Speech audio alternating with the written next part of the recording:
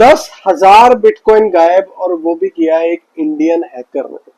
हाँ जी, एक Indian hacker ने 10,000 बिटकॉइन गायब कर दिए, और एक बिटकॉइन 73 लाख रुपए का है। ये कोई नेटफ्लिक्स की स्क्रिप्ट नहीं है, ये है एक इंडियन बेंगलुरु का हैकर। और ये है एक 20 साल का लड़का, एक पुराना लैपटॉप और एक जीनियस दिमाग, लेकिन लगा गलत साइड। ये स्टोरी है श्री कृष्णा रमेश, जिसे हैकिंग वर्ल्ड में सरीकी भी कहा जाता है, जिन्होंने बैंगलोर से लेके इंटरनेशनल एक्सचेंजेस तक सबको हिला दिया है। सबसे पहले तो ये जानते हैं ये सरीकी है कौन। उससे पहले जय हिंद दोस्तों, मेरा नाम है Ankur Malhotra. Welcome to the new video और चैनल मनी विद अंकुर। यहाँ पे हम आपको करते हैं financially educate. This is episode 9 of crypto scams in India. Disclaimer ये वीडियो सिर्फ एजुकेशनल पर्पस के लिए है, हम हैकिंग या क्रिप्टो को प्रमोट नहीं करते हैं। सबसे पहले तो सरीकी कोई आम क्रिमिनल नहीं था, वो एक मास्टरमाइंड था।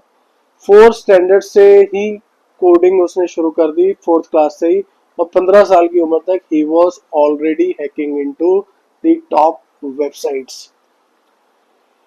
इसमें बिटफिनिक्स एक इंटरनेशनल एक्सचेंज है, वो उसे हैक किया, पोकरबाजी जैसे गेमिंग प्लेटफॉर्म्स को मैनिपुलेट किया, और यहाँ तक कि कर्नाटका गवर्नमेंट की वेबसाइट में भी घुस गया ये। बस इसका डाउनफॉल शुरू हुआ 2020 में एक छोटे से ड्रग केस से। जब पुलिस ने इसे पकड़ा, उन्हें लगा ये बस एक कस्टमर है, बट जब उन्होंने इसका लैपटॉप खोला, उनके होश उड़ गए। Sriki confessed, I have hacked thousand of bitcoins. Simple भाषा में समझते हैं कि ये स्कैम हुआ कैसे, होता कैसे है। सरीकी ने इंटरनेशनल एक्सचेंजेस से बिटकॉइन चुराए, पर उन्हें वाइट कैसे किया?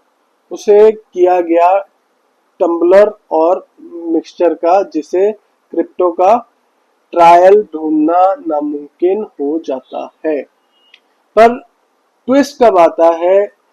जब सरीकी पुलिस कस्टडी में था, तब भी उसके वॉलेट से बिटकॉइन मूव हो रहे थे। थिंक अबाउट इट, कस्टडी में होते हुए भी कॉइन्स ट्रांसफर हो रहे थे। इसका मतलब तो सिस्टम में लूपहोल्स थे, या फिर ऊपर से कोई हेल्प कर रहा था।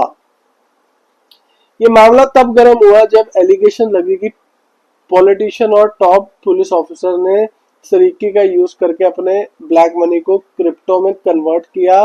बीजेपी कहती है कांग्रेस के टाइम से चल रहा है, कांग्रेस कहती है बीजेपी ने इसे छुपाया। वो तो जनरल पॉलिटिक्स, हमारा इससे कोई लेना देना नहीं है। ईडी ने बेंगलुरु में 17 लोकेशंस पर रेड मारी। कांग्रेस एमएलए फोन बज गया है। अब यहाँ पर होता क्या है, कांग्रेस एमएलए हैरिस के बेटे नालापड़ के घर पर 9 घंटे की ईडी की रेड चली। एलिगेशन क्या है? Money laundering links with सरीकी।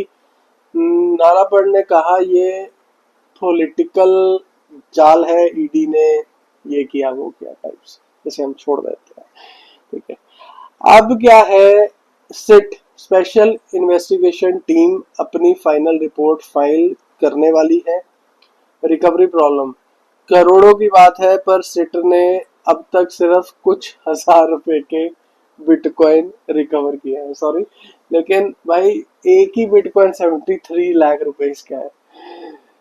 सरीकी का स्टेटस क्या है? वो कई बार जेल जा चुका है, बेल पर बाहर आता है, फिर किसी नए केस में फंस जाता है। Crypto exchanges like Bitfinex help नहीं कर सकती, जिसे इन्वेस्टिगेशन ठंडी पड़ रही है, पर ईडी की नई एंट्री ने इस केस में फिर से जान फूंक दी है।